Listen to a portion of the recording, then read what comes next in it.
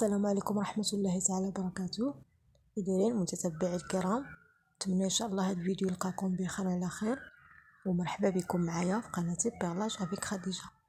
كيف كتلاحظوا هنا إن شاء الله غادي نكمل معكم التطبيق اللي بقات من الأسبوع اللي فات.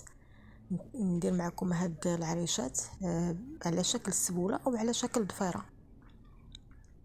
إذا ندوزو للطريقة. بسم الله على بركة الله. هنا كنحتاجو الحرير. هنا درت 6 على 6 اللي هي 12. بلا ما محتاجش تبرموه. اذا كيف العاده، كيف ما عودتكم دائما فهاد الفتحات ديال الحرير فاش كتدخلوا فيها البرا، من بعد كتدخلوا البرا من تحت المرمى في القنت ديال الرشمه. هاد الرشمه هادي غير حاولوا تركزوا كيفاش كنخدمها، كتبغي شويه ديال التركيز. اذا كيف كتلاحظوا هنا ان شاء الله غادي نديروا البرا في الطرف ديال الرشمه. كيف كتلاحظوا معايا كنخليو واحد المسافه غير شويه، من بعد كنرجعوا البرا نفس البلاصه اللي دخلناها النوبه الاولى.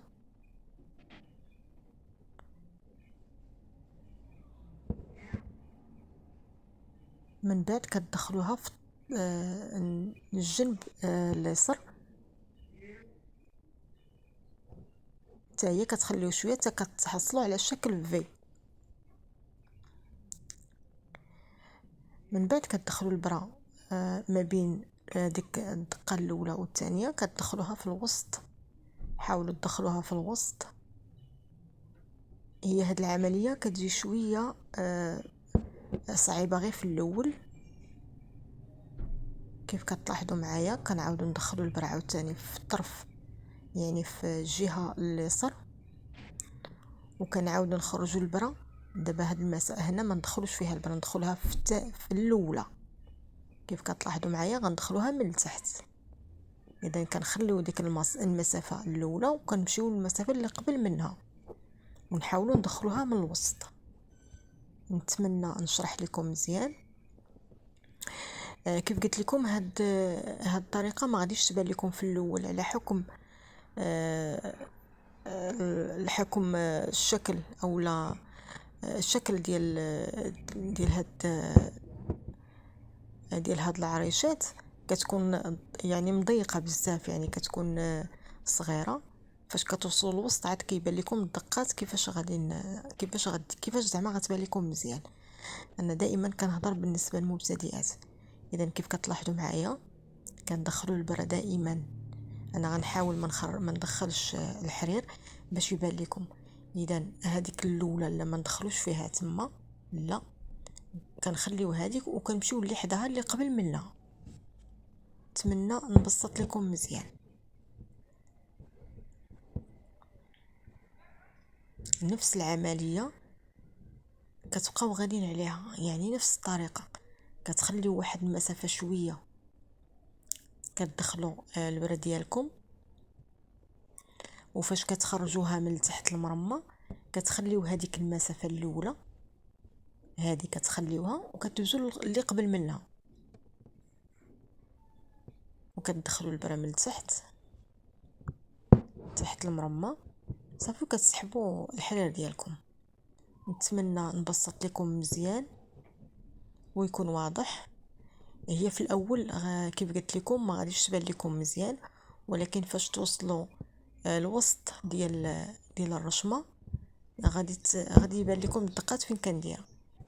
وهنا غادي نحاول غنمشي غير بشويه باش تعرفوا كيفاش كنطبق هذا الشكل ديال السبولات، يعني الشكل ديال السبوله اولا الشكل ديال الضفيره.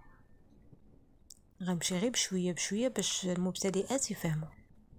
وكيف قلت لكم هنا كيبغيو غير شويه ديال التركيز. غير حاولوا تركزوا مزيان فين كنوضع انايا البرا وفين كنخرجها.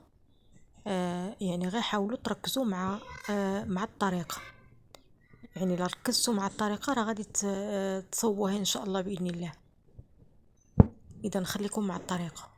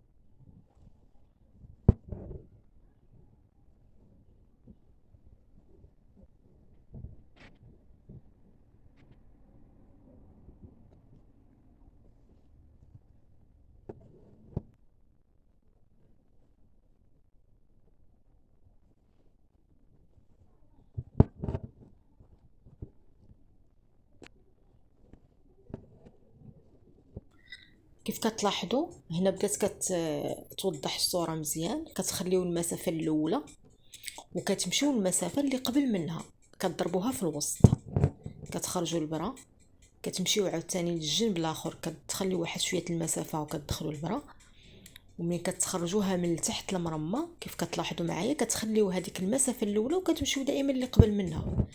اذا نتمنى التصوير يكون واضح لكم في هذه اللحظه هذه، ونكون كنشرح لكم مزيان بالنسبه للمبتدئات. وكيف قلت لكم خاصكم غير شويه ديال التركيز. كيف كتلاحظوا معايا انا كنعاود نحاول نعاود غير باش نبين الدقات فين كنديروهم. اذا نخليكم مع الطريقه.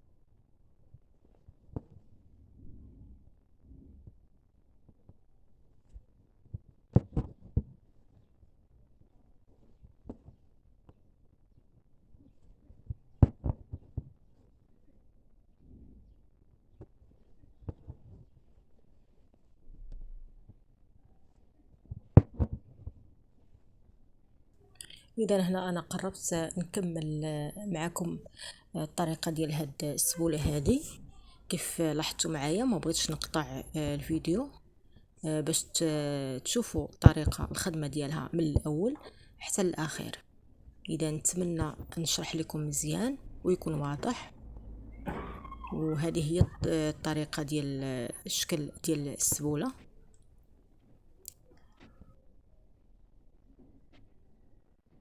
اذا كيف كتلاحظوا معايا في الشكل ديال الجلابه كيف وريتكم الشكل في الاول.